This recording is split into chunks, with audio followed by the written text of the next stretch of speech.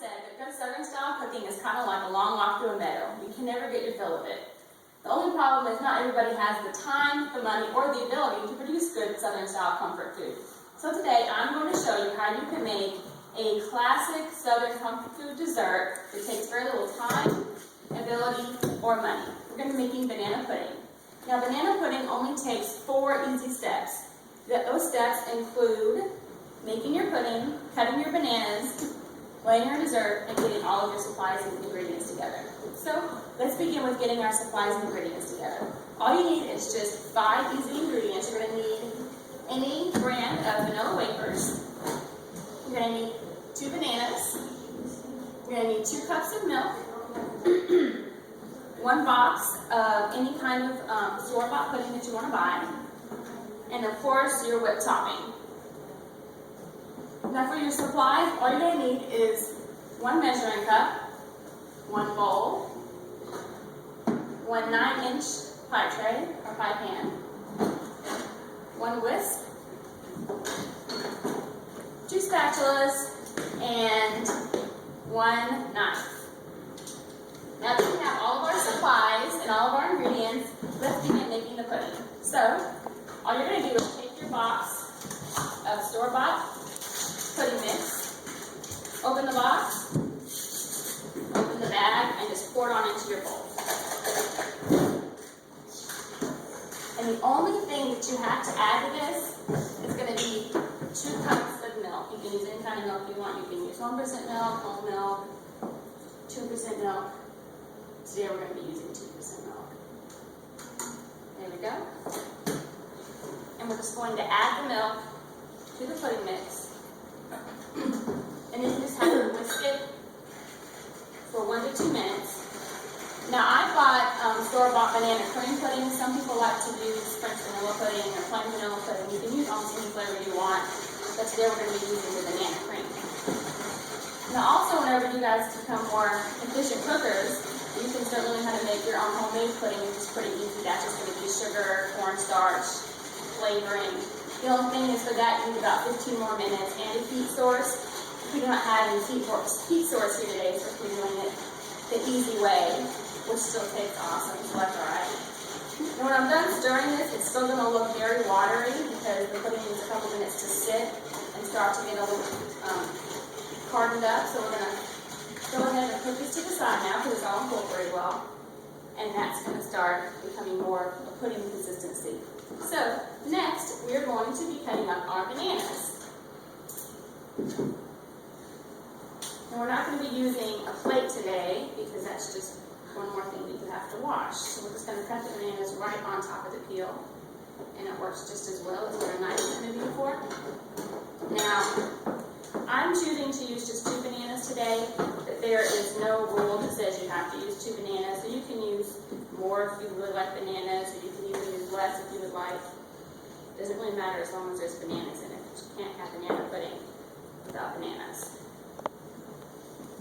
Now also, I'm just cutting these into little slices. They don't have to be perfectly even. And you can cut them any way you want. You can make squares or make them real small, however you want to do it. As long as you get them all cut up so you can throw them on top of your pudding. So all that's going to be done now. And the next process is going to be layering up your dessert. So for layering your dessert, first you're going to take half a box of vanilla wafers. I've already separated half a box right here. You're probably never going to use the exact same amount of wafers because it kind of depends on how well you layer them at the bottom. And it's going to be approximately half a box. This is about 44 wafers, so it doesn't really matter. Now, as you're doing this, if you have broken cookies, it doesn't really matter. Just throw them in the middle. Nobody's ever going to know that we have broken cookies in this dessert. So it's all right. Nobody has to know. It'll be our secret. And now, what I like to do is just put vanilla wafers all the way around the edges as well. Not only does it look prettier, but I also really like vanilla wafers. So, it's kind of a plus. This kind of serves as kind of like a pie crust. It kind of holds all the goodness together and gives it an extra crunch. That's why you always want to eat banana pudding, as soon as possible, because the longer you wait, this becomes less hard and kind of becomes mushy. So the vanilla wafers can be compromisable, but if you wait too long, you eat your pudding. So now we have the bottom layer, which is the wafers. Now we're going to add our bananas on top. As you can tell, it does not have to be on there perfect because it's going to be covered up anyway. So just throw them on there any old way you want. So now all bananas are on there. The next step is going to be layering on the pudding, which is actually, as you can tell, it's already a completely different consistency. It's more of a pudding consistency now.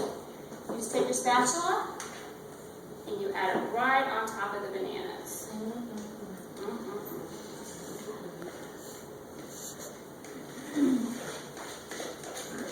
I'll get as much of that out as I can because we don't want to miss any food.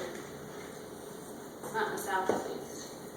Now that we got that on there, our final step, final ingredient I should say, is going to be adding the Cool Whip.